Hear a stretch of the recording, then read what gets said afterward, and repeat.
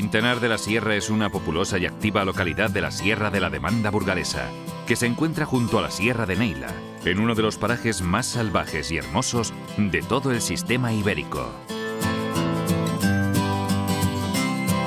La Cabaña Real de Carreteros, en colaboración con el Ayuntamiento y otras entidades, ha decidido organizar la quinta Semana Etnográfica de San Juan para recordar todos aquellos oficios vinculados al monte, a los que en otros tiempos se dedicaba la mayor parte de la población.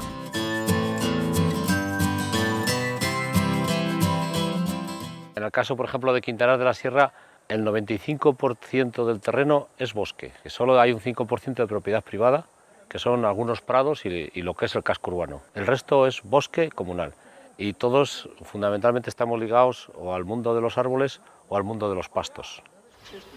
Los actos comienzan en la tarde del viernes, con la subida hasta el nacimiento del río Arlanza.